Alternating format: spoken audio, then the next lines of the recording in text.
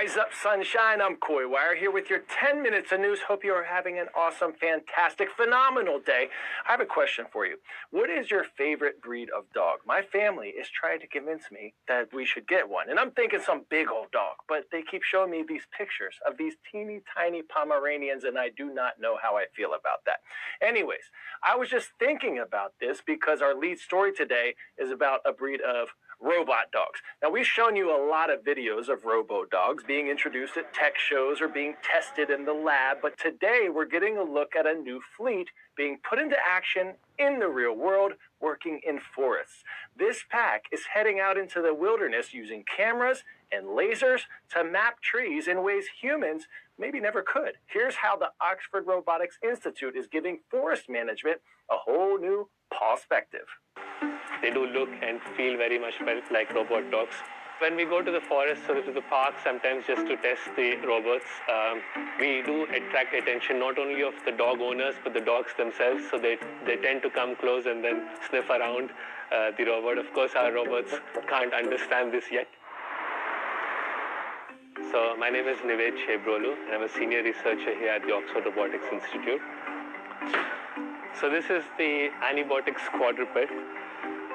This is a robot platform that we've been using in order to do the forestry mapping. There are about 8 cameras on the device, which are used for obstacle detection, as well as other cameras which are more high resolution for understanding the trees and the environment around us. Lasers, scanners, as well as inertial measurement units. Once we have all this data, as the robot is moving, we can stitch together to create a 3D map of the environment. The goal of the DigiForest project was to build digital models of forests using cameras and lasers on a variety of different robot platforms. So with more detailed reconstructions of the forest, we're able to more quickly identify when there is maybe disease, or whether a tree is damaged or could be helped, or whether it could be harvested for its wood. Forest management has used measuring tapes for over 100 years, and this use of quadruped robots will transform the way it's carried out. With this, as the robot is walking, you densely map the entire region, so you get a per tree inventory. So we're able to monitor it at a much higher resolution than what we were able to do in the past. So I think we now have a kind of a fully functional system that's able to map a hectare maybe in 20 minutes. So when you have 4 points of contact, it's naturally stable compared to a humanoid kind of a robot, which has 2 legs. So just energy-wise, it's much more efficient to have a 4-legged robot, especially in uneven terrain. The cost of these walking platforms is falling dramatically. They're with longer battery life, with different battery technology. It's an exploratory technology. It's not one you're likely to come across when you go down to the woods today, but you never know. Pop quiz, hot shot. A giant panda's diet consists of almost exclusively what? Tree bark, berries, bamboo, or insects?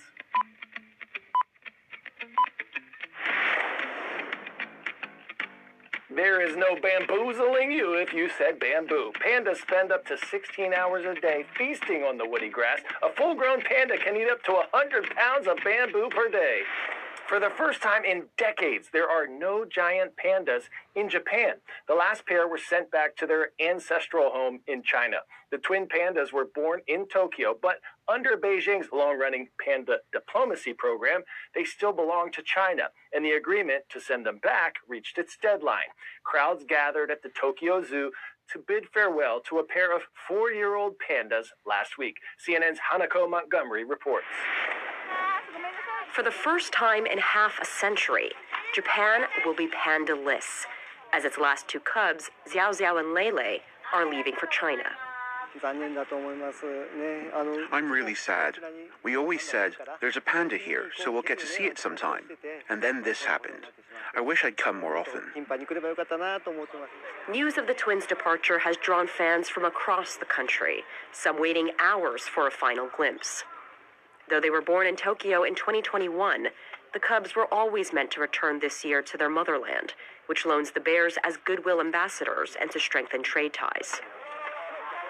But as tensions between Japan and China deepen, prospects for another panda loan seem increasingly far-fetched. It feels like such a cute, innocent animal is being used as a trump card or weapon. Relations between the two countries are at their lowest point in years, after Japan's Prime Minister Sanae Takaichi said in Parliament that a Chinese invasion of Taiwan could trigger a Japanese military response. China, which claims Taiwan as its own, considers the issue a red line, and has responded with a flurry of economic pressure tactics, like cutting flights, warning citizens against traveling to Japan, and suspending seafood imports. Now the panda's departure, though pre-planned, feels like yet another blow. Honestly, at the operational level, we don't know if we'll get more pandas, but we hope to continue working with China on conservation and breeding research in the future.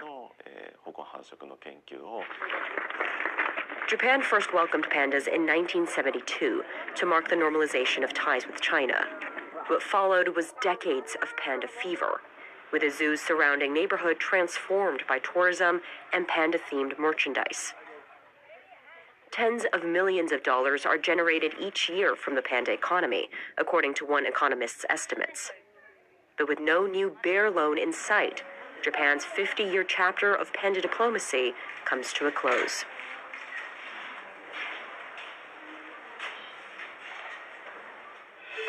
It's time for a Did You Know? Even though giant pandas eat a prolific amount of bamboo, they can only digest about 17% of it. That is because, despite evolving to be herbivores, they've retained a short digestive tract normally seen in carnivores. This, combined with a fiber-rich diet, means pandas are prodigious producers of excrement. An adult panda can go number 2 up to 100 times a day, producing dozens of pounds of waste. Talk about Kung Fu Panda.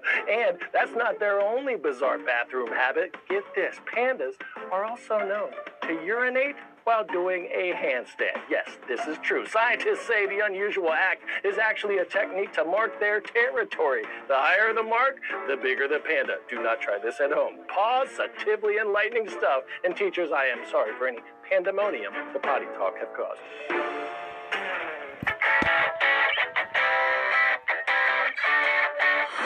Today's story getting a 10 out of 10. Santos Vagos por life.